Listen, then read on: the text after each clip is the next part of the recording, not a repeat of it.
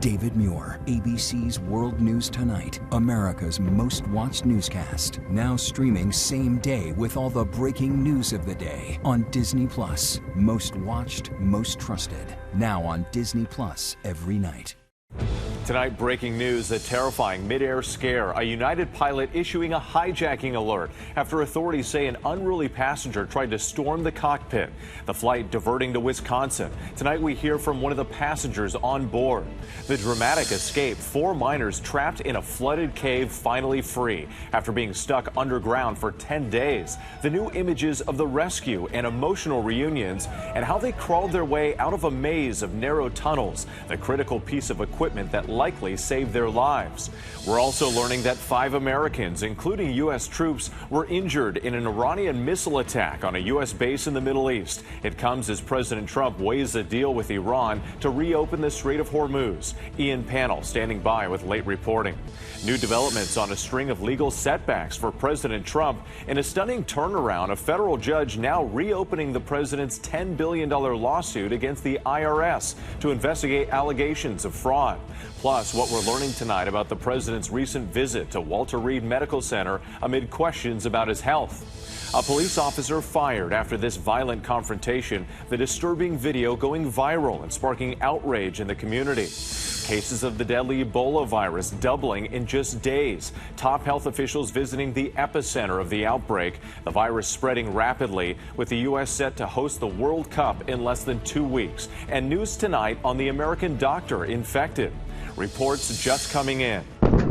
Mysterious loud booms shaking neighborhoods from New England to South Carolina, what authorities are saying. New details on that massive explosion of the Blue Origin rocket, the scope of the damage now coming into focus. And the special roadside delivery in Oklahoma. Twins, America strong. From ABC News World Headquarters in New York, this is World News Tonight. Good evening. Thanks for joining us on this Saturday. I'm Whit Johnson. Several developing stories as we come on tonight, including the dramatic rescue of 4 miners trapped in a flooded cave. But we begin with the terrifying mid-air scare, a United pilot issuing a hijacking alert.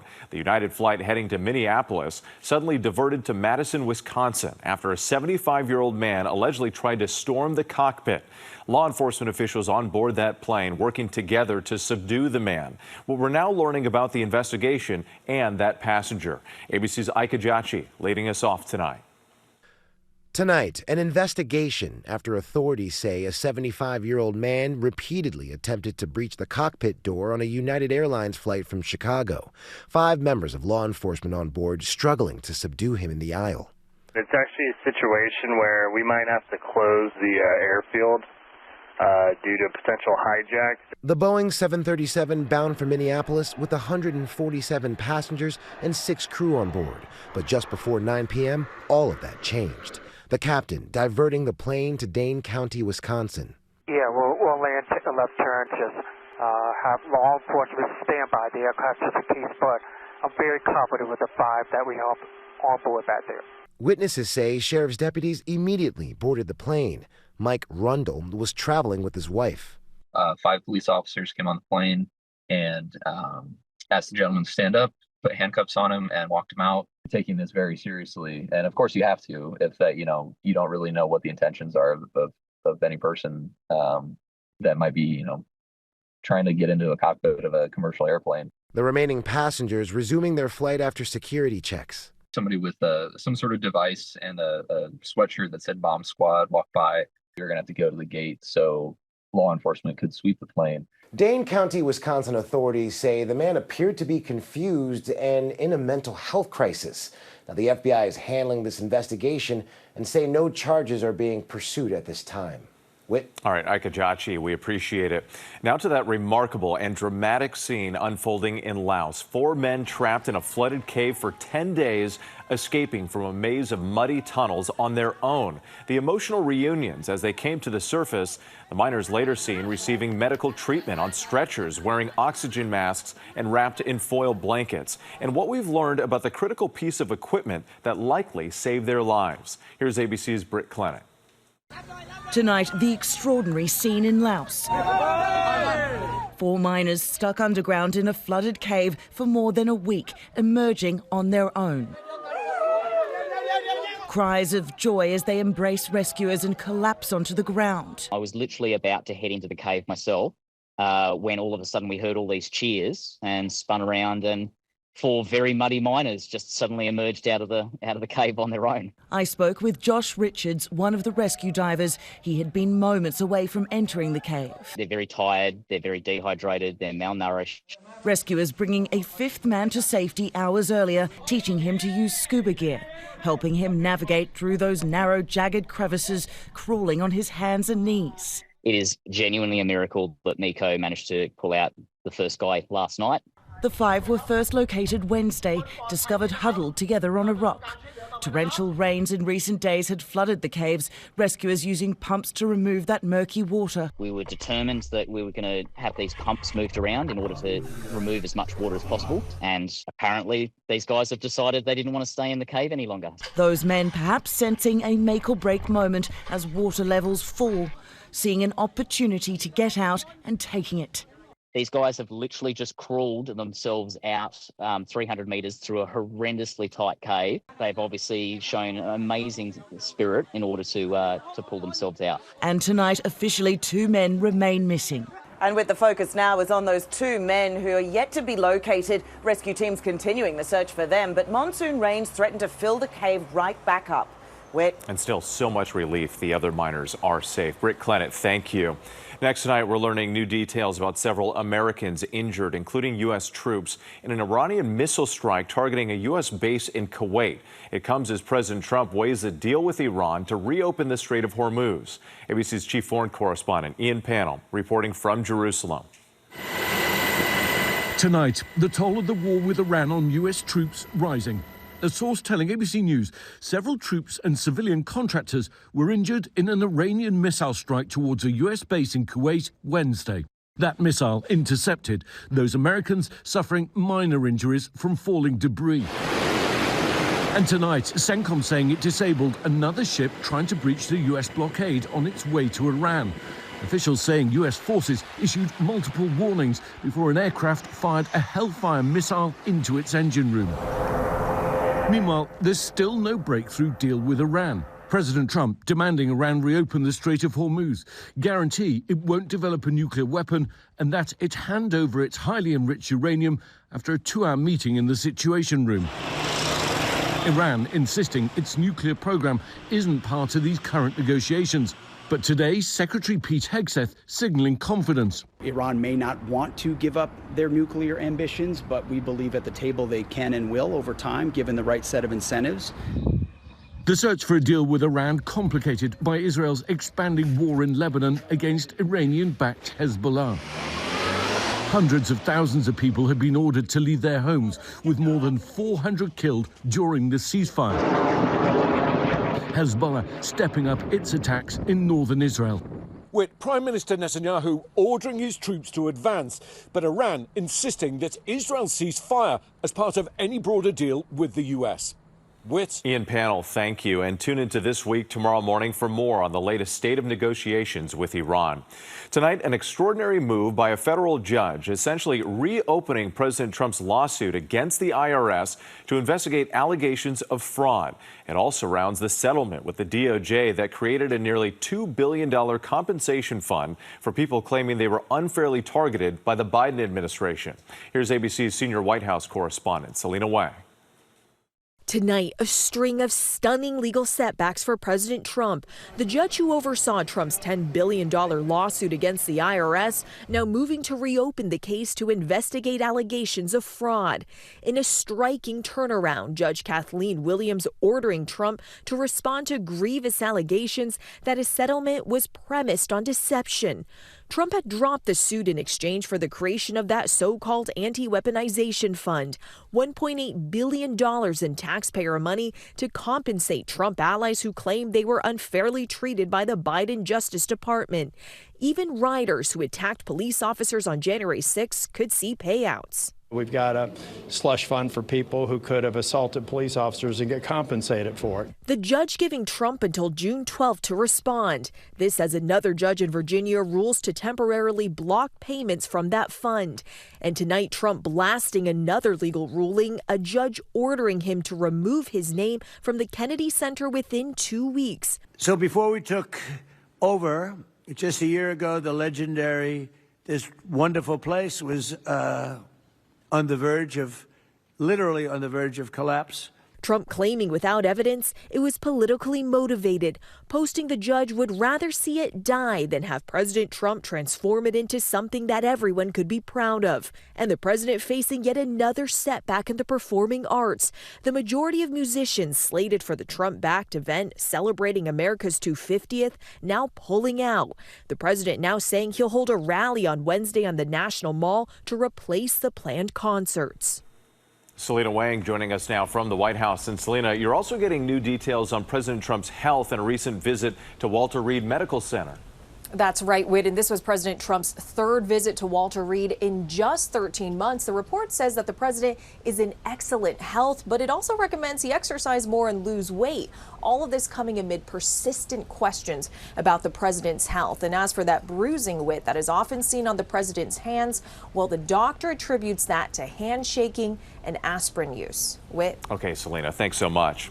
Now to a violent confrontation leading to a North Carolina officer being fired today. The officer captured on video repeatedly punching a woman. The incident sparking outrage and protests in the community.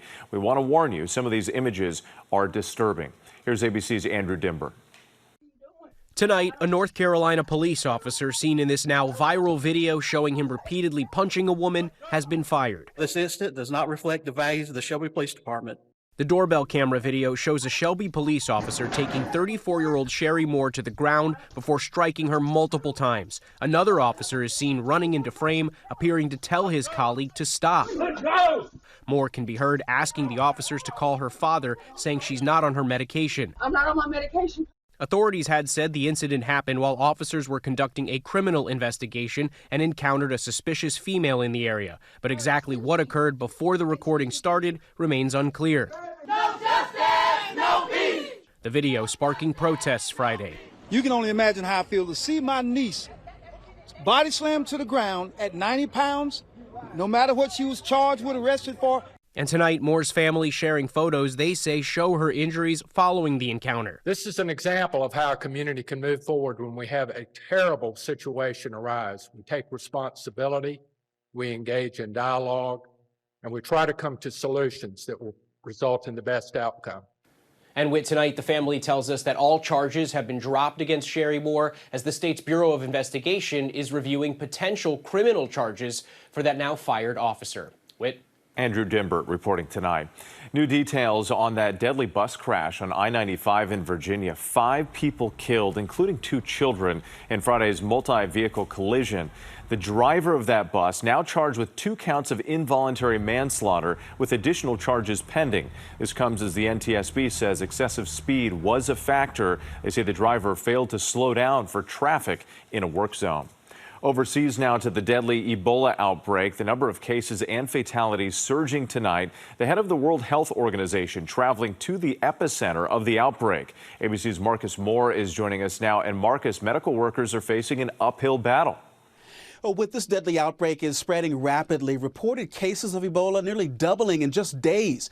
The World Health Organization chief traveling to the epicenter of this outbreak to assess the response.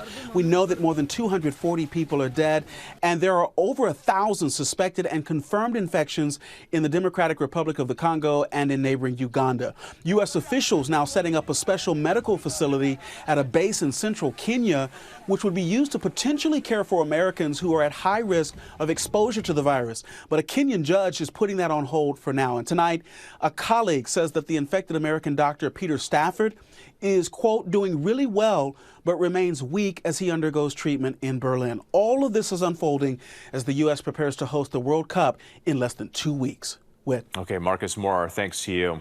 Back here in the U.S., mysterious loud booms shaking multiple neighborhoods from New England to South Carolina. Let's bring in ABC's Olivia Rubin. And Olivia, what are authorities saying about this now? Take a look at this home security video capturing the moment that powerful boom echoed across Cumberland, Rhode Island.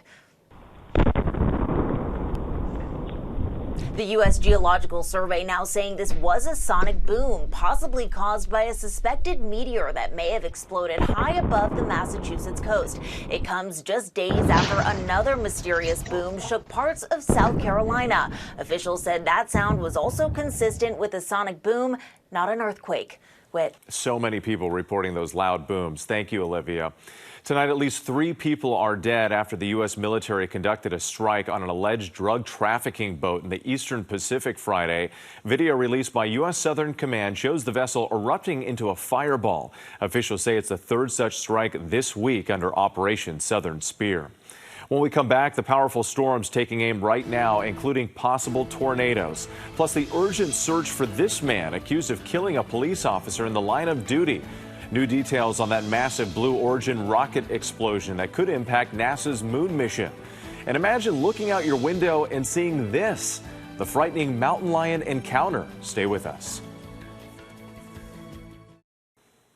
Next tonight, an urgent search underway in Southern Virginia for a man authorities say fatally shot a Carroll County deputy and injured another Friday night. Police say Michael Puckett opened fire on the officers who were responding to a welfare check. Law enforcement warns he is considered armed and dangerous. Now to the severe weather threats into the night. The Storm Prediction Center upgrading parts of central Kansas to a level 3 of 5 enhanced risk. Damaging winds and large hail remain the primary concerns, though a few tornadoes are possible. And it's almost June, but that's snow falling in north central Massachusetts. It's due to an unusual storm system coming from the Arctic Circle. Residents report the snowflakes did not stick. When we come back, new details on the damage caused by that massive rocket explosion in Florida, plus an unforgettable moment at a Milwaukee high school graduation. To the index now, new details about that massive Blue Origin rocket explosion. Officials say they've regained limited access to the badly damaged launch pad at Cape Canaveral. The full extent of the damage is still being assessed, but experts warn repairs could take months. Thursday night's fiery setback could delay future Blue Origin flights and may also impact NASA's next moon mission. A wild encounter one Santa Monica woman won't soon forget after discovering a mountain lion in her backyard. Anna Redmond captured this video of the big cat just lounging near her home. Police urge residents to stay indoors and keep pets inside. Wildlife officials say the lion will be evaluated before being relocated. Tonight, a surprising reunion at a Milwaukee high school graduation. Video shows Caitlin Barksdale walking across the stage, only to be told his diploma was missing. But it was all a setup. His sister, who he hadn't seen all year while she served overseas, then emerged from the crowd to present him with his diploma. Nicely done. Still ahead, a Texas family's road trip doesn't go according to plan. The special delivery ×2. Finally tonight, a Texas family's Memorial Day road trip takes a dramatic and unforgettable turn. At 31 weeks pregnant with twins, Shelby Dugerkemp was on a family camping trip over Memorial Day weekend when she woke up with what she first thought were cramps. So her husband's grandmother, Mimi, started driving her to get medical care. But Shelby soon realized she was in labor. I told her, I'm like, Mimi, we're about to have babies in the car. My reaction was just like, oh my gosh, what do I do? Truly, because I kind of just froze. Then, in the car on Highway 377 near Lake Texoma in Oklahoma. We got maybe 6 miles up the road, and I had the first baby. Baby Kane, born nearly 2 months before his due date. I just threw him on my chest and started cleaning him off really good and trying to clean out of his nose, his mouth, all of that, and just keep him warm. So I wrapped him up in a hoodie. With Kane safe in her arms, Shelby concentrated on delivering his twin brother. The time between Kane and Callan coming out, that was all that was going through my head. 5 minutes later, Callan was born. He actually came out in his sack still. So that was crazy. Another 20 minutes, an ambulance arrived, transporting the family to a hospital. And tonight, Shelby telling us, while the twins are still getting treatment, she is grateful the boys are safe and healthy. And they're absolutely precious. Congratulations. I'm Whit Johnson in New York. Good night. David Muir, the most trusted, most watched newscast in America. And now, World News Tonight has won the Emmy for Best Live News Program for the 4th year in a row.